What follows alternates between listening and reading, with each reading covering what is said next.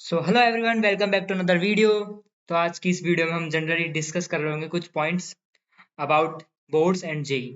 तो अभी क्या है कि जस्ट जेई को अप्रोक्सीमेटली एक महीने से कुछ दो तीन दिन ही बचे होंगे। जेई मेंस एग्जाम होने वाला है एंड लास्ट ईयर हमने भी एग्जाम दिया था और कुछ डाउट्स होते हैं स्टूडेंट्स के मन के अंदर, हमारे में भी चल रहा होता है कि किस चीज़ पर ज़्यादा फोकस करना होता है।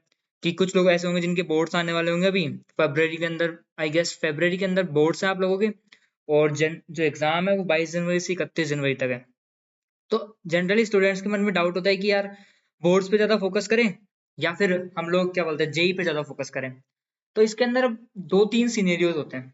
कुछ स्टूडेंट्स है तो ऐसे होते हैं जिनकी प्रिपरेशन बहुत अच्छे लेवल पे चल रही होती है, मॉक टेस्ट के अंदर अच्छे भी मार्क्स आ रहे होते हैं। तो जो जेई का जो फर्स्ट अटेम्प्ट होता है वो जनरली इजी माना जाता है, मतलब उसके अंदर कम मार्क्स पे भी आप अच्छे परसेंटेज स्कोर कर सकते हो। तो जिनकी प्रिपरेशन बहुत अच्छी है, मॉक टेस्ट में अच्छे मार्क्स आ रहे हैं, तो उनके लिए तो ऑब्वियस सी बात है, उन्हें जेई पे थोड़ा ज्यादा फोकस करना है और बोर्ड भी वो मैनेज कर ही लेंगे क्योंकि उनका जेई भी अच्छा है। लेकिन कुछ स्टूडेंट ऐसे होते हैं जिन्होंने 11th 12th में कुछ गलतियां की होती है, और उन्होंने उन्हें जेई की प्रिपरेशन उतनी अच्छी नहीं की है, उनके मार्क्स उतने अच्छे नहीं आ रहे उतना।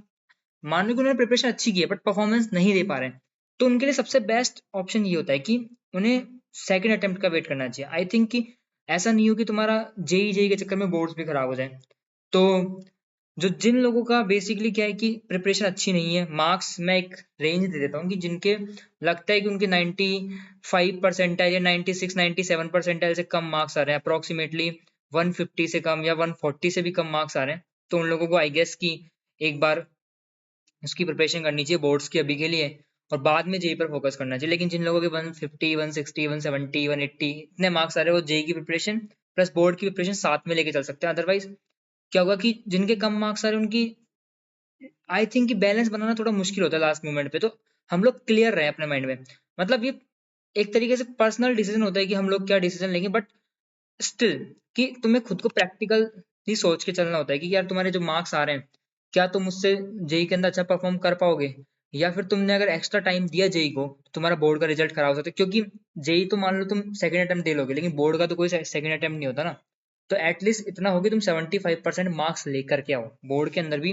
तुमने चाहे जेई कितना ही करेक्ट कर दिया, तुमने कितने अच्छे परसेंटाइल लिया है, लेकिन अगर तुम्हारे बोर्ड में 75% मार्क्स नहीं है, तो तुम लिटरली एग्जाम के अंदर पास होने के बाद भी किसी कॉलेज के अंदर एडमिशन नहीं ले पाओगे, और वो बहुत इस तरीके से हार्टनिंग होता है। मतलब लेट सपोज कि तुम्हारे 74 पॉइंट समथिंग समथिंग मार्क्स आ गए, अब तुम्हारे मन में यही चल रहा होगा कि यार काश, वो काश मैं अगर थोड़ा सा और पढ़ लिया होता, थोड़ा एक दिन अगर वो चीज कर ली होती। तो जो काश होता है ना, इतना खराब होता है, मतलब इंसान को एक तरीके से ऐसा कर देता है कि यार क्या ही था, मतलब बहुत बुरा गंदी फीलिंग होती है। तो बेटर यही होगा कि बोर्ड्स के अंदर 75% के ऊपर ज्यादा फोकस करो, वो अभी के लिए इंपॉर्टेंट है जिनके मार्क्स कम आ रहे हैं मॉक टेस्ट के अंदर।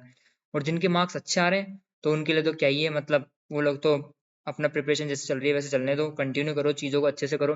और लास्ट मंथ में कुछ 4 से 5 चीज़ होती है जो हमें ध्यान रखनी होती है। एक तो अपना स्लिप साइकिल, कि दिन के टाइम पे सोना कम करना होता है, कि दिन के टाइम पे मत सो, क्योंकि जिस दिन तुम्हारा एग्जाम होता है अप्रोक्सीमेटली 9 से 12 एक एग्जाम होता है तुम्हारा, और क्या बोलते हैं शाम को 3 से 6 दूसरा एग्जाम होता है, तो शिफ्ट 2 शिफ्ट के अंदर एग्जाम होता है। तो जनरली ट्राई करो कि तुम दिन में ना सो, क्योंकि जब मैं जेई की प्रिपरेशन कर रहा था तो मैं भी दिन में सोता नहीं था। मतलब मैंने 1 2 साल ये प्रैक्टिस की थी कि मैं दिन में बिल्कुल सोता नहीं था, मुझे दिन में सोने की आदत ही खत्म हो गई थी।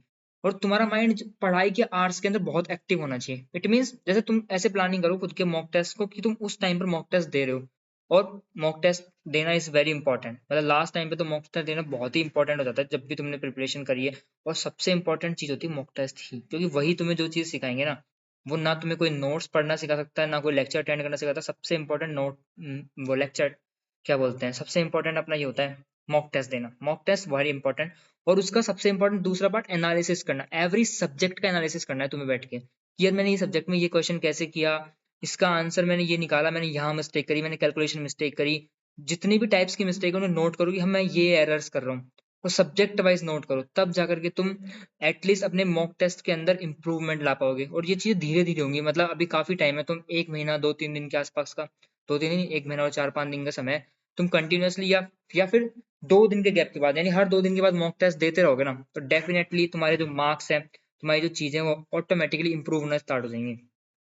और स्लिप साइकिल हो गया, और अपना ये मॉक टेस्ट हो गया। तीसरी चीज की शॉर्ट नोट्स, जिसने भी शॉर्ट नोट्स बनाए होंगे मैं बता रहा हूँ गारंटी से उसे बहुत फायदा होने वाला है। क्योंकि शॉर्ट नोट्स एक ऐसी चीज है ना कि तुम्हें पूरा जो चैप्टर है वो तुम एक पेज के अंदर रिवाइज कर रहे होगे, तुम्हें बार बार इधर उधर जाने की जरूरत नहीं होगी। क्योंकि मैंने भी मेरे शॉर्ट नोट्स काफी हद तक बहुत बार रिवाइज करे थे और वो मुझे काफी बेनिफिशियल थे। मतलब कि शॉर्ट नोट से होता है कि तुम्हें पूरा चैप्टर को, पूरे नोट्स को देखने की जरूरत नहीं है, सारे क्वेश्चन देखने की जरूरत नहीं है।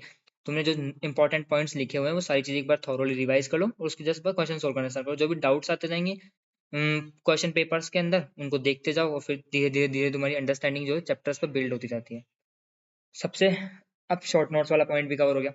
तो चौथा पॉइंट आता है कि तुम्हारी हेल्थ। तो लास्ट मोमेंट पे क्या होता है कि अभी जैसे मौसम भी काफी ठंडा है, तो अपनी हेल्थ का काफी ध्यान रखो, क्योंकि हेल्थ एक ऐसी चीज है ना कि तुम्हारा एग्जाम की एफिशिएंसी कम कर देता है। तो सबसे इंपॉर्टेंट चीज है अपने हेल्थ का ध्यान रखो, अच्छी चीजें खाओ। और बिल्कुल हेल्थ का तो इतना ध्यान रखना है कि तुम्हें बाकी सब चीजों को थोड़ा कॉम्प्रोमाइज कर सकते हो। पढ़ाई मान लो तुमने थोड़ी बहुत कॉम्प्रोमाइज कर दी, सोने पे थोड़ा फोकस करो कि तुम प्रॉपर नींद ले रहे हो, ढंग से चीजें कर रहे हो। मतलब कि पढ़ाई भी करनी है बट सोना और हेल्थ का ध्यान रखना भी इंपॉर्टेंट है। और पांचवी चीज कि डिस्ट्रैक्शन से तो दूर ही हो जाओ इस टाइम पे। मतलब फोन वोन चलाना सब बंद कर दो और माइंड को रिलैक्स करो। और हो सके तो थोड़ा, मतलब कि एग्जाम से एक महीने पहले तुम्हें क्या करना होता है कि थोड़ा काम रहना होता है, क्योंकि नर्वसनेस होती है एग्जाम के टाइम पे। नर्वसनेस होना बहुत बेसिक चीज है, मतलब सबको होती थी ये सब चीजें। मतलब मैं भी एग्जाम से पहले काफी नर्वस था, क्या होगा कैसे होगा। बट लेकिन जब जैसे तुम एग्जाम के अंदर बैठोगे तो तुम्हें 5 से 6 मिनट बाद रियलाइज होगा कि तुम वही सेम चीज कर रहे हो जो मॉक टेस्ट तुमने वहां पे दिया है, जो चीजें तुमने रिवीजन करी है वो सारी चीज तुम ऑटोमेटिक प्रोसेस के अंदर रहोगे।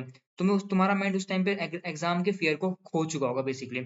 तो होता है, मतलब एग्जाम से पहले फियर थोड़ा होता है कि यार क्या होगा कैसे होगा। बट लेकिन अगर तुमने अच्छे से प्रिपेयर किया तो it is like an another mock test for you. Because क्योंकि उस दिन हम उस फेज में होते हैं कि एग्जाम से पहले थोड़ा होता है पेट में, लेकिन जस्ट जैसे ही तुम एग्जाम में बैठते हो, बैठने के बाद सारा फेज गायब हो जाता है। तो बस इस वीडियो के अंदर बस बेसिकली हम यही डिस्कस कर रहे थे मेनली कि बोर्ड वर्सेस जेई के अंदर क्या फोकस करना है, और जेई की प्रिपरेशन हम लोगों ने कैसे कैसे जो जो चीजें अब तक करी है उनको कैसे सम अप करने की बारी है। मतलब ये ऐसा टाइम है ना कि अब तुम दोबारा बैठ के कोई चैप्टर नहीं पढ़ सकते। जो जो तुमने पढ़ा है उसको अच्छे से सम अप करो और चीज़ों को अपने माइंड के अंदर थोड़ा रिवाइज करो। और बोर्ड्स वाले के लिए तो उन्हें तो पढ़ना ही है, क्योंकि जिन लोगों को बोर्ड की प्रिपरेशन अच्छे से करनी है, क्योंकि बोर्ड बोर्ड भी उनके लिए बहुत इंपॉर्टेंट है। तो समरी वही है कि 4-5 चीजें ध्यान रखनी है। शॉर्ट नोट्स के ऊपर काफी ध्यान देना है, मॉक टेस्ट के ऊपर काफी ध्यान देना है, और हेल्थ का काफी स्पेसिफिकली ध्यान रखना है, और अपनी स्लिप साइकिल को बेटर करना है। तो ये 4-5 चीजें हैं, इन पे ध्यान रखोगे। और all the best guys. May be next time हम लोग मिल रहे होंगे शायद एनआईटी जयपुर में। मैं पढ़ता हूँ, देखते हैं आप लोगों में से कौन कौन मिलता है। तो जो भी है, मतलब कि कोई भी डाउट अगर आपको हो तो आप सीधा कमेंट बॉक्स के अंदर कमेंट कर सकते हैं, मैं आपको पर्सनली रिप्लाई कर रहूंगा। तो bye bye, take care and अच्छे से पेपर देना गाइस।